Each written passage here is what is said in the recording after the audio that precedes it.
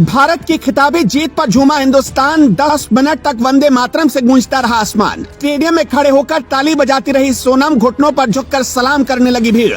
देख लो राज्यपाल सर, जिस छोरे को धक्का देकर आपने किया था बाहर, उसने हिंदुस्तान के फुटबॉल को पहुंचा दिया 7वें आसमान की बुलंदियों पर। रोनाल्डो भी तुम हो, मेसी भी तुम हो, मैराडोना भी तुम हो। दिल खोलकर हिंदुस्तान लुटाने लगा प्यार। मोदी और योगी भी बोल उठे, जियो भारत के शेर। भारत के विजयी गोल के साथ ही जब 25,000 लोग सीट पर खड़े होकर 10 मिनट तक वंदे मातरम गाते रहे, तो यकीन मानिए वो नजारा देखने लायक था। बच्चे, बूढ़े, नौजवान, हाथ आसमान की तरफ था, पलकें भीगी थी और खुशियों के आंसू के साथ वंदे मातरम के सामने सारे शब्द शांत पड़ चुके थे।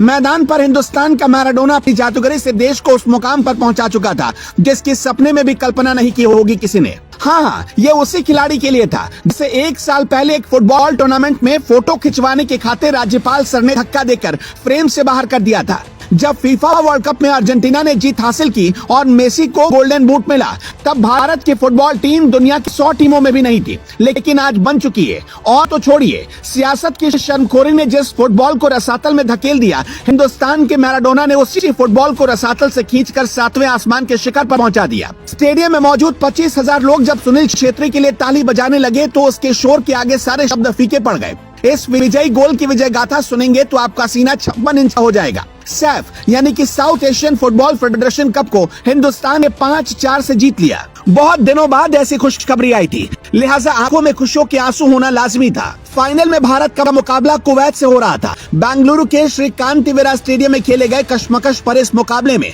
लोगों की सांसें थम गई थी। कुवैत ने मैच के 14वें मिनट में भारत के खिलाफ गोल दाग दिया। शबीब अल खालिदी के गोल के सहारे कुवैत ने 1-0 की बढ़त हासिल कर ली थी, जिसे भारत ने 38वें मिनट के लालजी अंजू आला चिंगटे के गोल से बराबर कर लिया। निर्धारित समय तक मुकाबला 1-1 से बराबर रहा, लेकिन उसके बाद जब एक्स्ट्रा टाइम में फैसला नहीं हुआ तो पेनाल्टी का सहारा लिया गया, जिसमें भारत ने 5-4 से बाजी मार ली। पूरे सैफ खेलों में सुनील छेत्री ने लाजवाब खेल दिखाया। कप्तान छेत्री ने गोल्डन बूट और गोल्डन बॉल अवार्ड जीता। भारतीय टीम ने जैसे ही शूट आउट में बाजी मारी तो इन फैंस की खुशी का ठिकाना न रहा। उन्होंने वंदे मातरम गाकर स्टेडियम को राष्ट्रभक्ति की भावना से ओतप्रोत कर दिया। भारत ने सैफ टूर्नामेंट में दूसरी बार पेनाल्टी शूटआउट में जीत हासिल की। इससे पहले 1 जुलाई को सेमीफाइनल में लेबनान को पेनाल्टी शूटआउट में 4-2 से हराया था। जैसा कि हमने आपको पहले ही बताया कि भारतीय फुटबॉल टीम पहले 100 टीमों में भी शामिल नहीं होती थी, लेकिन अब हो गई है। भारतीय फुटबॉल टीम के गर्त में ले जाने के सबसे बड़े किरदारों से मिली है। 1988 से 2022 तक यानी 34 साल तक भारतीय फुटबॉल के मालिक बनकर कांग्रेस के दिग्गज नेता प्रियरंजन दास मुंशी और कभी शरद पवार के खास प्रफुल्ल पटेल बैठे रहे, और मैराडोना मेसी से भी ज्यादा जादुई ढंग से अपने पैरों से भारतीय फुटबॉल को पाताल वाले गोल पोस्ट में पहुंचाते रहे।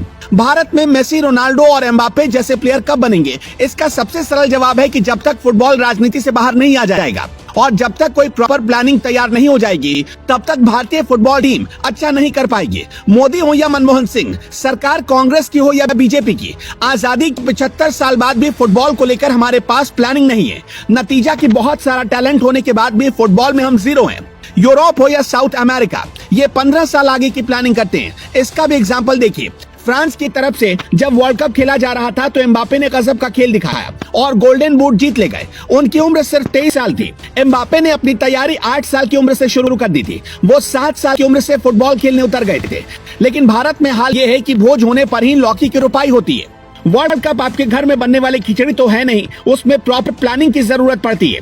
इसलिए कम से कम 15 साल की प्लानिंग होनी चाहिए। एक मेसी को तैयार करने के लिए बहुत बड़ी कुर्बानी देनी पड़ती है, और अब लगता है कि फुटबॉल फेडरेशन में राजनीति बंद हुई तो खेलों में निखार आना शुरू हो गया है। उम्मीद करते हैं कि भारत में फुटबॉल का नया जन्म फिर से होगा।